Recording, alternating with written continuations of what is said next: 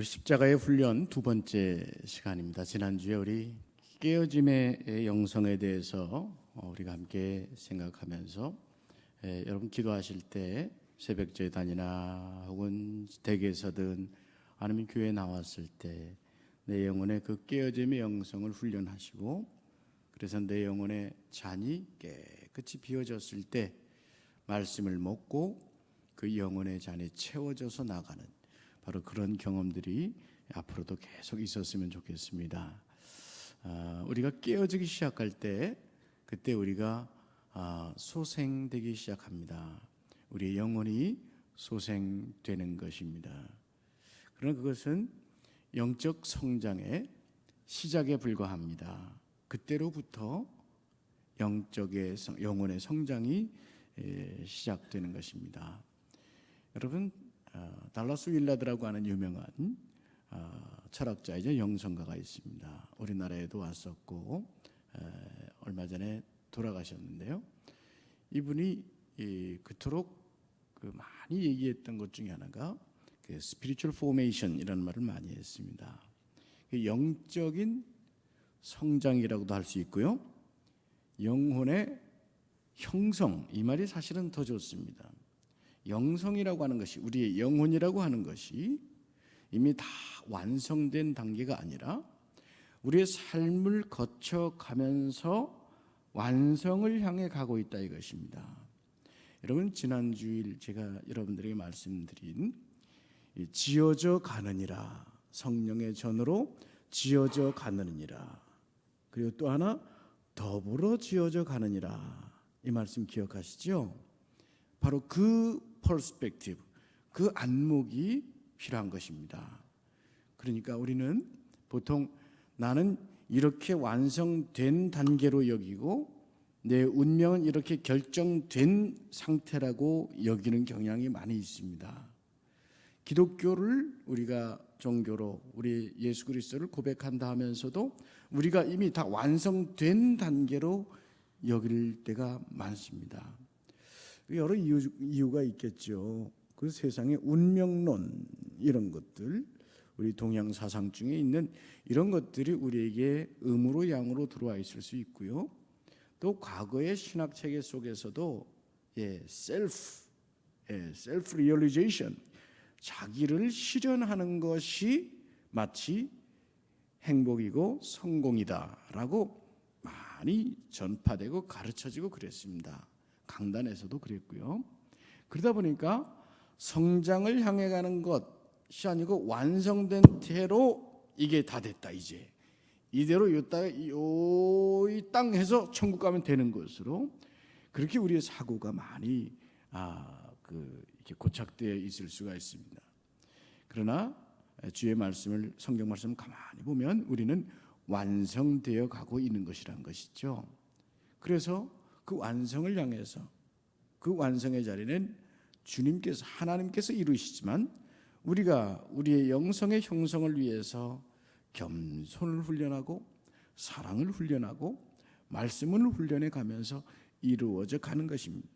그래서 우리 영혼이 주님 부르시는 바로 그때, 이 세상의 마지막에 되는 그때가 그분의 영혼의 가장 고양된 상태, 클라이맥스의 그 상태, 그렇게 해서 하나님 보좌 앞으로 나갈 수 있는 바로 고양된 영적 성장의 단계가 저와 여러분의 것이 될 수 있기를 주님의 이름으로 축복합니다. 그래서 우리가 삶을 살아갈 때 지혜가 남아야 되고 진리로 남아야 되잖아요. 그래서 우리가 이 시간을 지내면서 오늘은 그 친구의 영성에서 대해 생각할 텐데, 지난 시간에 이어서 하는 겁니다. 우리 친구의 영성, 이전에 근본적으로 지난번에 깨어짐의 영성이 시작이라고 했는데, 깨어짐의 영성을 통해서 우리가 도달해야 되는 단계는 성령 충만의 단계라고 할 수 있습니다. 우리 인간으로서 가장 고양된 상태가 성령 충만의 단계입니다. 그 성령 충만의 단계에 이루어졌을 때가 영적으로 부흥하는 단계입니다. 성장하는 단계고, 어떤 면에서 우리 인간으로서 가장 소중한 영적인 단계, 고양된 단계라고 할 수 있겠죠. 그런데 여러분, 우리 중에 누구도 성령 충만에 대해서 확신할 수 있는 사람은 없습니다. 성령 충만하다고 말할 수 있는 사람도 없습니다. 혹시 어느 교단에 그 굉장히 진보적이든지 아니면 너무 이게 발랄한 교단들이 있는데 거기에서 표현할 때 성령 충만 얘기하는데 함부로 말하는 경우들이 있거든요. 위험한 사람입니다. 이상한 사람입니다. 성령 충만은 누구도 말하고 자랑할 수 있는 게 아닙니다. 그것을 내색하는 것부터가 대단한 위험성이 있습니다. 교만의 위험이 거기에 들어갈 수 있고 자랑의 위험이 들어갈 수 있거든요. 성령 충만은 누가 주시는 것이냐? 오로지 하나님께서 주시는 것입니다. 이것을 잘 기억해야 됩니다. 하나님께서 주시는데 누구에게 주시느냐? 깨어진 영에게 주시는 것입니다. Broken heart. 그 영혼이 깨어져 있는 그 깨어진 영성으로 하나님 앞에 설 수 있는 사람, 그 사람에게만 줄 수 있는 겁니다. 하나님은 인격적이시기 때문에 그 사람이 원하고 바라고 애쓰는 모습, 그리고 그가 간절히 바라는 그 모습 속에 하나님이 채워주시는 것이에요. 그래서 진실된 마음으로 하나님께 고백하는 것, 이것이 지난주에 깨어짐의 영성이라고 말씀드렸잖아요. 내 자신의 모습을 하나님 앞에 1대1로 진실된 마음으로 서서 정직한 마음으로 자기를 깨뜨리고 어떤 면에 나를 벗어버리고 나의 모든 것을 주님 앞에 내어놓는 것입니다. 그것이 깨어짐의 영성이요, 거기에 회개가 있고 거기에 겸손이 있고 거기로부터 비로소 하나님께서 일하시는 역사가 시작되는 것이에요. 그래서 주님께서 말씀하시는 게 뭐예요? 자기를 부인하고 자기 십자가를 지고, 자기를 부인할 때는 어떤 십자가 지면 어떤 역할들을 감당해야 될 때도 있습니다. 결정적인 제일 중요한 게 이 자기를 부인하는 훈련입니다. 진실된 마음으로 자기를 깨뜨리고 주님을 영접하고자 하는 그 마음으로 나의 죄를 고백하는 겁니다. 나의 질병도 고백하는 겁니다. 나의 부끄러움도 고백하는 겁니다.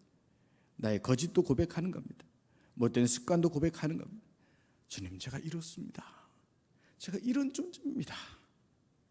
하나님 앞에 토설하고 아뢰며, 그 아뢰다 보면 눈물이 나죠.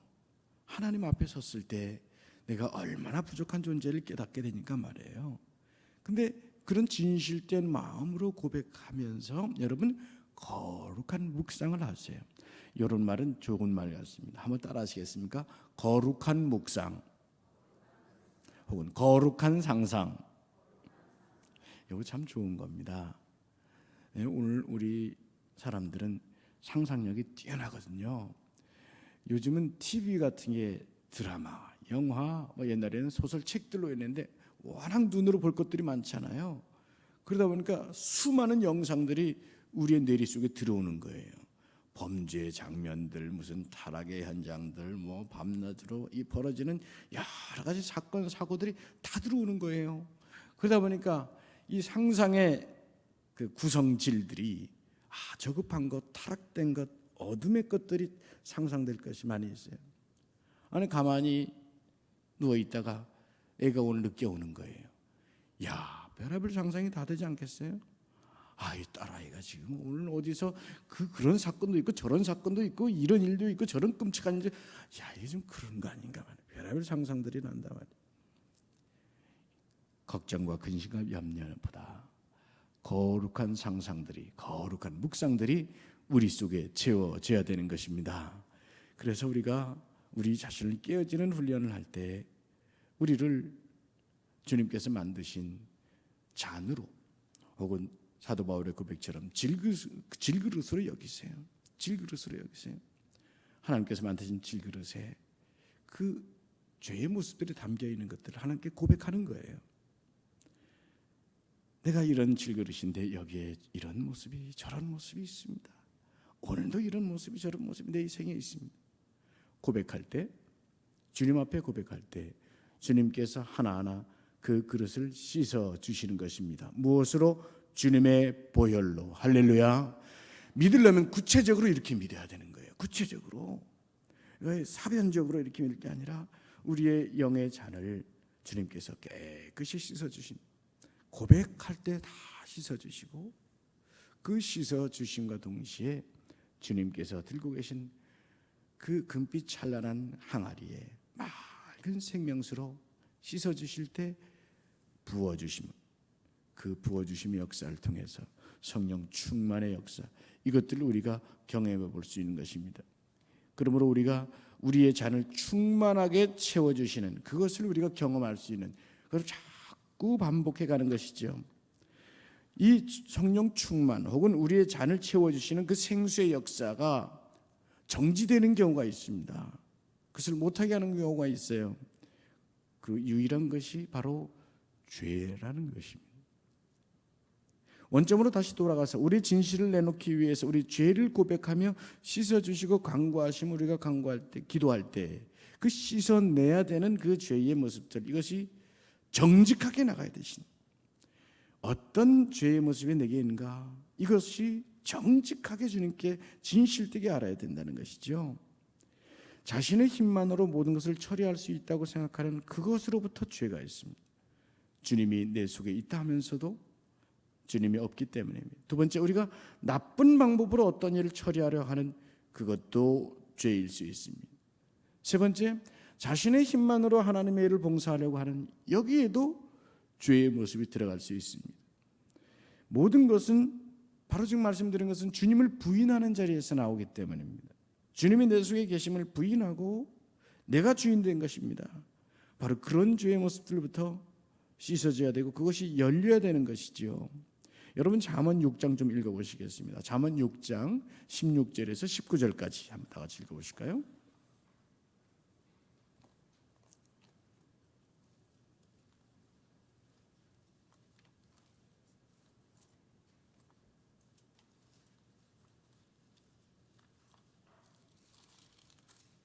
하나님께서 미워하시는 것에 대한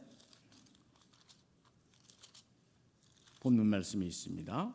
잠언 6장 16절입니다. 다 같이 6절 16절부터 19절까지입니다. 하나님의 미워하시는 것, 죄의 모습입니다. 한번 읽어보실까요? 시작. 여호와께서 미워하시는 것 곧 그의 마음에 싫어하시는 것이 이 7가지니 곧 교만한 눈과 거짓된 혀와 무죄한 자의 피를 흘리는 손과 악한 계교를 꾀하는 마음과 빨리 악으로 달려가는 발과 거짓을 말하는 망령된 증인과 및 형제의 사이를 이간하는 자이니라. 아멘. 하나님이 미워하시는 것이라고 했습니다. 이것이 죄의 모습이라고 할 수 있겠죠. 자기가 살아있고 자기가 주장하고 이 죄된 모습이 살아있는 경우들을 말하는 것입니다. 주님을 부인하고 인정하지 않는 태도가 바로 이런 모습으로 나올 수 있겠죠. 우리가 기억할 것은 겟세마네 동산에서 주님께서 아버지 하나님께 기도할 때 있었죠. 아버지, 하실 수 있거든 이 잔을 내게서 떠나게 하옵소서, 옮겨주시옵소서 기도했죠. 우리가 묵상할 때 그 잔은 바로 우리의 죄의 잔인 것입니다. 우리가 죄로 인해서 가득 채워버린 그 우리의 인생의 잔을 주님께서는, 주님도 이것을 마시기 고통스러워하셨고 아버지께 치워주시기를 기도했습니다. 그러나 아버지의 원대로 하옵소서 기도하고 주님은 우리의 죄의 잔을 들이키신 겁니다. 마시고 대신 죽으신 겁니다. 그러므로 주님은 우리의 죄를 아십니다. 그 죄를 말씀드리는 순간 다 용서하십니다. 사실 주님께서는 그 잔을 마시기 전에 우리에게 너가 이런 죄 있지 저런 죄 있지 얼마든지 나타내 보여주실 수 있는 분이었습니다. 그러나 그것을 주님께서는 우리의 영혼을 사랑하셔서 우리의 생명을 사랑하셔서 마시고 대신 우리를 죄 없다 하시는 분인 것입니다. 우리가 오늘 그 사랑을 입은 사람들입니다. 그런 거로 우리의 영성이 깨어지고 새롭게 되고 새 생명을 살아가고 있다는 이 사실에 대해서 마음이 열려야 되고 주님께 진실된 마음으로 고백하는 그것이 우리에게 살아 있어야 되는 것입니다.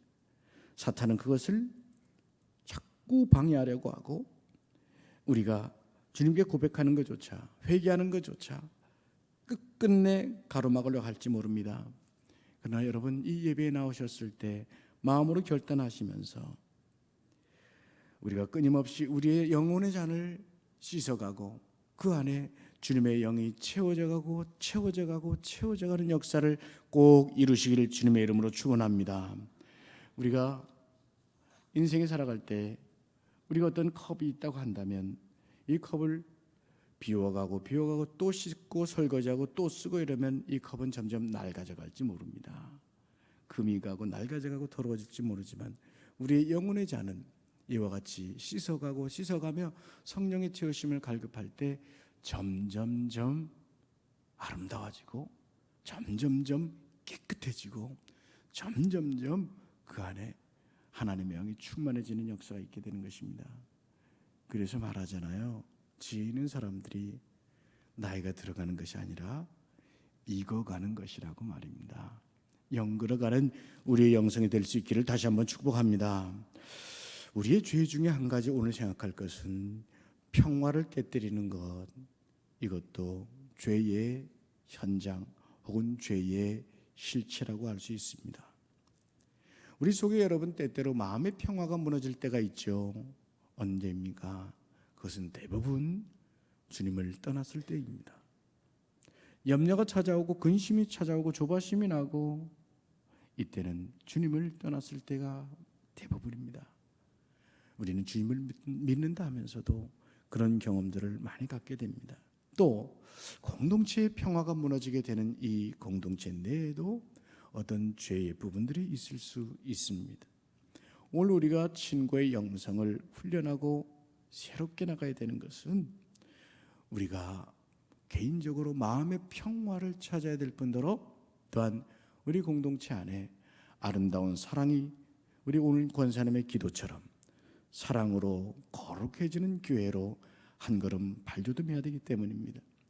우리 모두가 그 소망이 있으실 것이고 우리 베델교회 공동체가 세상과는 다른 평화와 화합과 아름다운 교제 공동체로서 세워지는 역사가 있을 것입니다. 이 소망이 있을 것입니다. 그 역사를 위하여 오늘 이 말씀이 여러분에게 다시 한번 도전이 되고 우리 모두에게 새 발돋움이 될 수 있기를 주님의 이름으로 축원합니다. 평화를 이루실 때는 바로 하나님과 상관없는 때입니다. 하나님과 상관없는 사람이 되었을 때 평화를 잃어버리게 됩니다. 그것은 그의 영성에 위기감을 줍니다. 요한일서 2장 9절 오늘 읽은 말씀입니다. 다 같이 한번 읽어보시겠습니다. 요한일서 2장 9절입니다. 함께 읽어보실까요? 시작. 빛 가운데 있다 하면서 그 형제를 미워하는 자는 지금까지 어둠에 있는 자요. 아멘. 창세기 3장에 보면 가인과 아벨의 이야기가 나옵니다. 평화가 깨어진 상태입니다. 평화는 무엇이냐? 하나님과의 친밀하며 하나님의 친밀한 그로 인하여 서로가 친밀하게 되는 이치입니다. 사람과 하나님 사이에 평화가 깨어진 것, 그것은 가인이 아벨을 죽이면서 일어난 사건이요, 그로 인해서 하나님과 멀어지게 됩니다. 이사야서 53장 6절 말씀에 보면 우리는 다 양 같아서 그릇 행하여 각기 제 길로 갔다고 했습니다. 각기 제 길로 감으로 인해서 하나님과 멀어지게 되는 것이요, 하나님과 멀어지게 됐을 때 평강이 사라지게 되는 것입니다. 영성의 이치가 하나 있습니다. 하나님의 관계가 깨어지면 안타깝게도 사람들과의 관계도 깨어집니다. 하나님은 삼위일체의 하나님이십니다. 삼위일체 하나님이란 뜻이 무슨 뜻이냐? 쉽게 생각하면 우리 인격으로는 다 이해할 수는 없다는 말입니다. 왜? 우리의 인격은 몇 개예요? 하나죠. 하나님의 인격은 몇 개라고요? 숫자로 말하자면 셋이란 뜻입니다. 한 인격이 삼위를 다 이해할 수는 없습니다. 그러나 우리가 이해할 수 있는 것 하나 있습니다. 하나님께서는 삼위로 존재하시며 공동체적으로 있다는 뜻입니다. 무슨 말이냐? 삼위 공동체. 이 안에서 아름다운 사랑의 관계성, 완전한 사랑의 관계성으로 존재한다는 것입니다. 이 교리는 대단히 중요합니다. 이 신학적 사고는 우리에게 굉장히 근본적인 새 패러다임을 제공합니다. 이것이 우리의 영성에 대단히 중요합니다. 하나님은 한 분 하나님 맞습니다. 그러나 삼위의 하나님이시요, 그 삼위의 하나님이시라는 것은 성부, 성자, 성령 세 분께서 완벽한 공동체로서 완전한 사랑의 관계성으로 존재하신다는 것입니다. 그래서 우리가 하나님을 사랑한다 함은 하나님의 완전하신 관계성 속으로 들어간다는 것이 되죠.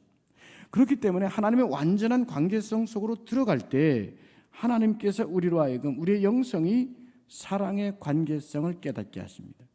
그래서 원리적으로 신학적으로 보면 하나님을 사랑한다 하면 이웃을 사랑할 수밖에 없게 되는 것입니다.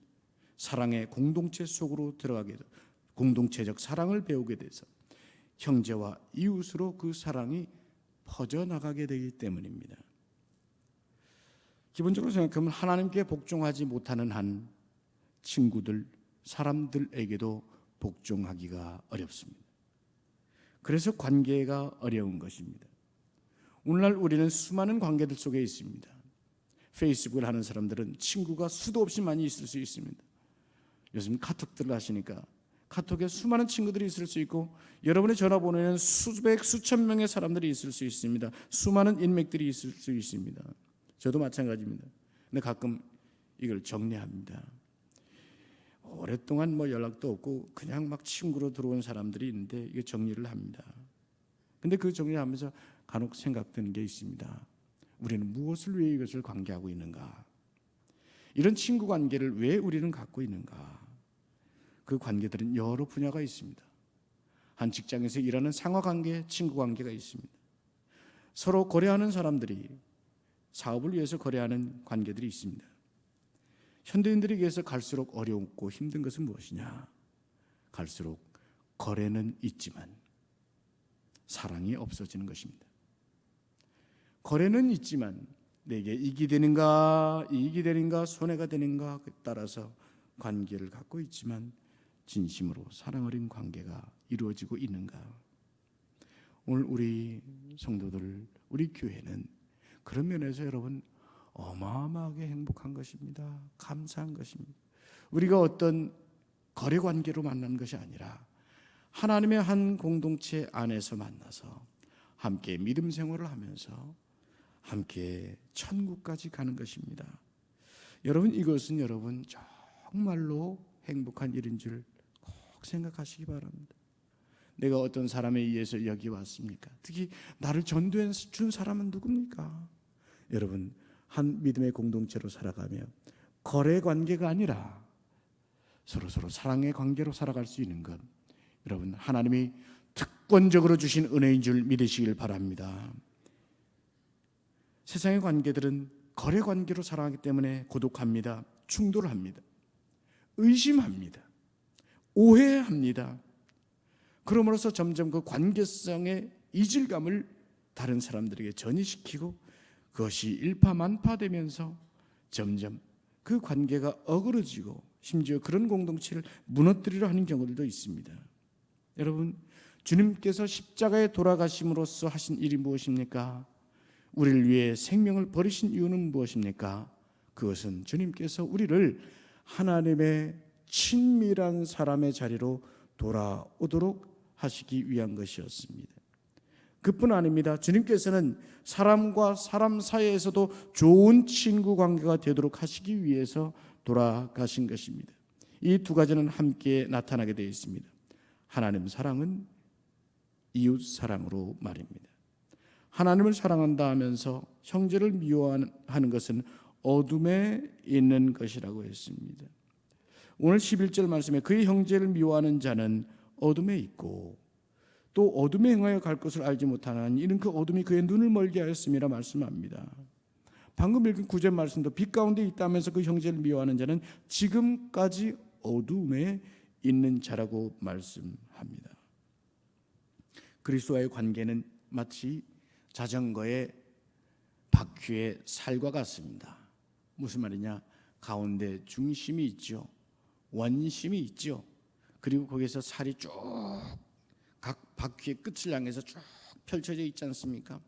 바로 주님의 원심력 속에 딱 제대로 붙어 있는 한 그 모든 오밀조밀한 관계들이 일정하게 탄탄하게 이루어지게 돼 있는 바로 그런 이치를 말합니다.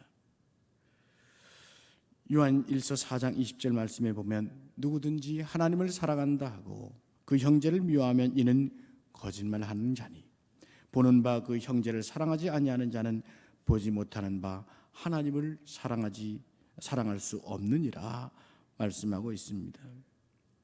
어떤 형태이든 우리는 현대인으로서 이 복잡하다는 세대 속에서 혹은 어떤 마음의 상처들로 인해서 관계가 깨어지고 관계가 분리된 벽이 있을 수 있습니다. 하나님과의 사이에도 벽이 놓여져 있을 수 있습니다. 방금 말씀드린 죄의 모습들로 인해서 말입니다. 그것을 무너뜨려야 되는 것입니다. 그대로 두면 그 장벽은 더 두꺼워지게 되어 있습니다. 요한일서 3장 14절 말씀을 한번 읽어보시겠습니다. 요한일서 3장 14절의 말씀.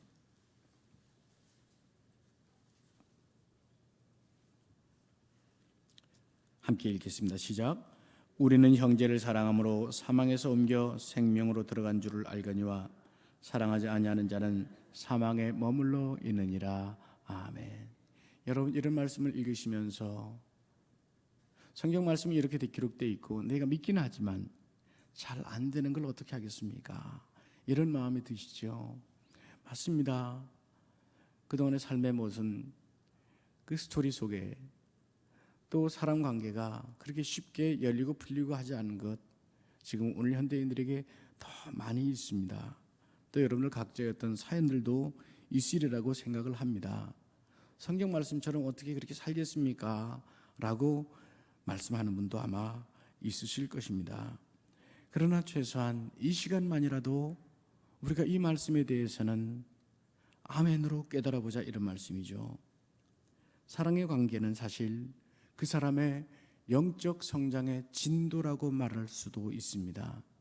내가 얼마나 사랑할 수 있는가, 얼마나 평화를 위해서 일할 수 있는가, 얼마나 화평을 위해서 내가 손을 내어맬 수 있는가, 이것이 그 사람의 영성의 수준이라고 말할 수 있다는 것입니다. 사랑의 기술을 배우고자 우리는 사실 노력해야 되고요. 그 친밀감, 그 사랑의 방법 혹은 화해의 방법 이런 것도 우리가 생각하고 배워야 할 필요가 있습니다. 왜냐? 마태복음 18장 18절은 해석하기 어려운 말씀 중에 하나입니다. 너희가 땅에서 매면 하늘에서 매일 것이요 땅에서 풀면 하늘에서 풀리리라 하는 말씀입니다. 여러 표현들이 이 말씀들이 실제로는 해석이 쉽지 않지만 여기서 분명한 것이 있습니다. 우리가 이웃과 혹은 친구로 형성하는 관계는 우리의 이 시간, 세상의 시간 속에서만 존재할 뿐 아니라 놀랍게도 영원까지 계속한다는 것입니다. 이것은 놀라운 일입니다. 오늘 우리가 함께 살아가는 우리 베델교회 공동체에 우리들이 영원까지 같이 간다는 사실, 여러분 이것은 얼마나 신령한 것이고 얼마나 놀라운 것입니까? 그런 거로 우리는 서로 이 놀라운 신비 공동체의 이 사랑의 관계들을 서로 세워주며 도와주며 사랑하며 가야 한다는 사실, 오늘은 이거라도 한번 깨달아 보십시다. 그래서 지난주일 제가 드렸던 말씀 기억하십니까? 지난주일 선포된 말씀, 더불어 말입니다. 지어져 가느니라, 함께 말입니다. 여러분 이것은 정말로 우리 교회의 가장 아름다운 자랑이 되었으면 좋겠습니다. 우리 아름다운 베델교회, 사랑에 넘치는 베델교회, 화평으로 가득한 베델교회, 그것으로 인해서 많은 사람들이 좋아하고 또 많은 교회들도 칭송하는 바로 그런 교회가 되었으면 좋겠습니다. 바로 그런 방법 하나는 요한일서 1장 7절의 말씀이 기록됩니다. 다 같이 읽어보시겠습니다. 요한일서 1장 7절입니다. 다 같이 함께 봉독합니다. 그가 빛 가운데 계신 것 같이 우리도 빛 가운데 행하면 우리가 서로 사귐이 있고 그 아들 예수의 피가 우리를 모든 죄에서 깨끗하게 하실 것이요. 아멘. 결국은 예수님의 보혈입니다. 예수님을 의지해야 되고 예수님을 진심으로 사랑하는 거기에 결국 평화로 가는 길이 있다고 하는 것입니다. 혹시 내가 어떤 숨겨야 되는 일이 있다면 어둠에 속한 것이 아닌가 생각해야 됩니다. 아담과 하와는 그늘에 그 죄를 짓고 나서 숨어 있었습니다. 하나님께 나아가고 그 빛 안에 거해야 합니다. 심지어 우리가 어떤 죄의 모습이 있다 할지라도 그것을 숨기려 하지 말고 하나님께 나아가는 자세가 중요합니다. 하나님은 우리가 의로워서 사랑한 것이 아니라는 사실 기억하십시오. 하나님은 우리가 이 모습 이대로 있어도 하나님은 그럼에도 불구하고 사랑해 주셨던 것입니다. 그 사실을 생각하고 하나님 앞에서만큼은 우리의 마음을 완전히 오픈하도록 노력을 해야 됩니다. 요한일서 1장 5절을 말씀합니다. 하나님은 빛이시라 그에게는 어둠이 조금도 없으시니라.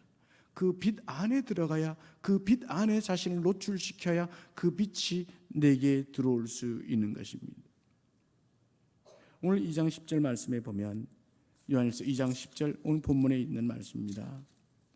그의 형제를 사랑하는 자는 빛 가운데 거하여 자기 속에 거리낌이 없다고 했습니다. 빛 안에 있는 것입니다. 단순하게 그리스도와 함께 살고 있는 것입니다. 이제는 더 이상 노예의 신분이 아니라 자녀의 신분입니다. 그리고 주님께서 말씀하셨던 친구의 신분으로 우리를 삼아주시는 것입니다. 이 친구라고 하는 것이 우리가 생각하는 막역한 친구, 그것도 좋습니다. 어쨌든 가장 친절하고 무엇이라도 이야기할 수 있는 가장 친밀한 분을 말하는 것입니다. 로마서 13장 12절은 말씀합니다. 밤이 깊고 낮이 가까웠으니 그러므로 우리가 어둠의 일을 벗고 빛의 갑옷을 입자. 그가 빛 가운데 계신 것 같이 우리도 빛 가운데 행함으로써 우리 서로 사귐이 있고 그 아들 예수의 피가 우리를 모든 죄에서 깨끗하게 해주시는 이 사실을 여러분 믿으시면서 예수 안에 사는 그 특권, 예수님께서 내 인생의 터가 되시고 머리가 되시는 그 특권, 우리 교회의 터가 되시고 머리가 되시는 그 특권, 그 빛 안에 살아가는 그런 우리가 되어야 되겠습니다. 이제 말씀을 마치면서 우리가 다른 사람들에게 혹은 좋지 않은 말이나 행동들을 했다면 어둠 속에 있었던 것을 회개하면서 주님의 빛 안으로 나와야 하겠습니다. 찬양 속에서 그 빛의 회복이 여러분들에게 우리 공동체에 선포되고 나타날 수 있길 바라겠습니다. 오늘 제가 찬양을 하나 준비했습니다. 사랑합니다. 나를 자녀 삼으신 주. 사랑합니다. 나를 친구 삼으신 주. 이 찬양 우리 조용히 한번 기도하는 마음으로 찬양하고자 합니다.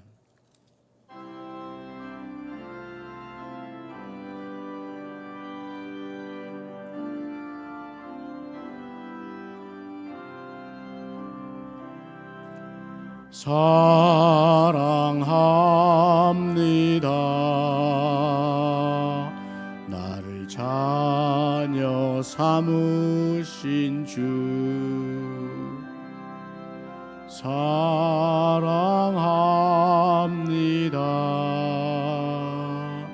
나를 자녀 삼으신 주. 내 부르짖음 들으시고 감싸 주시는 영원히 주 찬양합니다. 내 삶을 다 다시 한번 사랑합니다. 사랑합니다.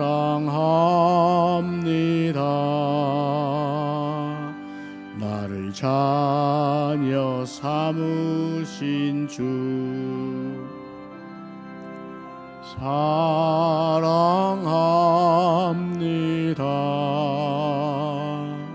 나를 자녀 삼으신 주 내 부르짖음 들으시고 감싸 주시는 영원히 주 찬양합니다. 내 삶을 다시 한번 합니다. 사랑합니다. 나를 친구 삼으신 주 사랑합니다. 나를 친구 삼으신 주 나를 친구 삼으신 주 사랑합니다.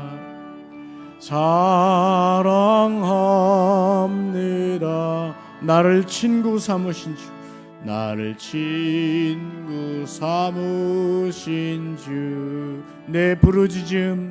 내 부르짖음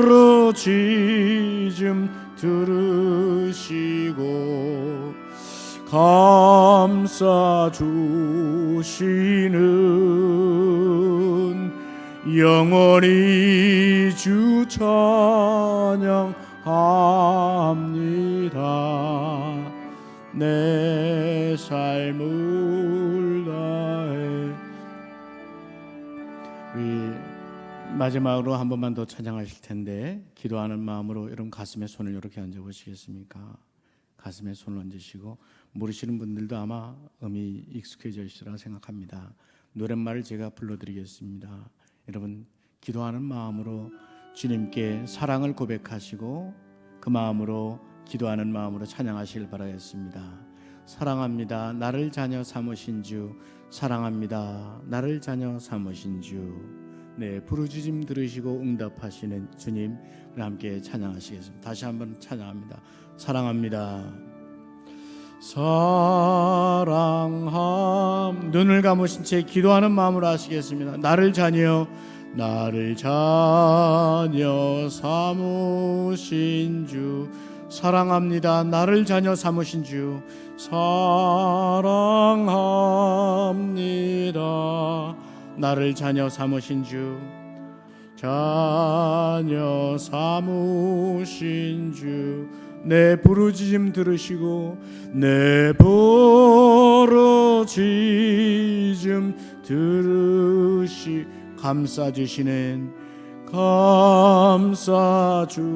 감싸주시는 영원히 주 찬양합니다.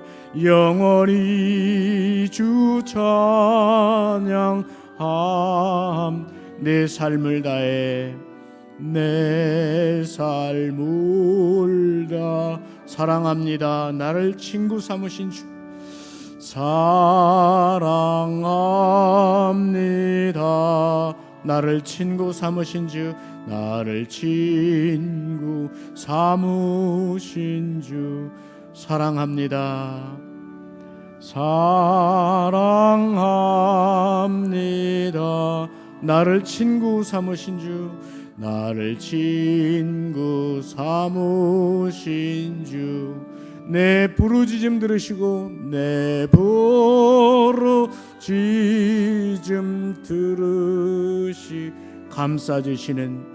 감싸주시는 영원히 주 찬양합니다.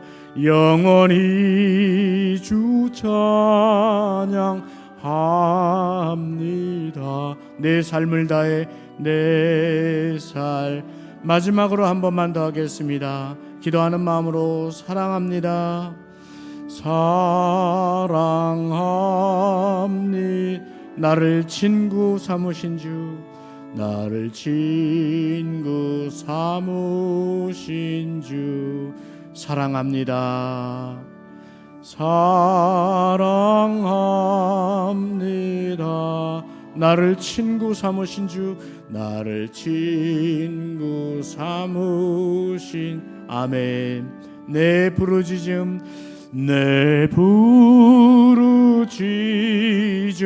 들으시 감싸주시는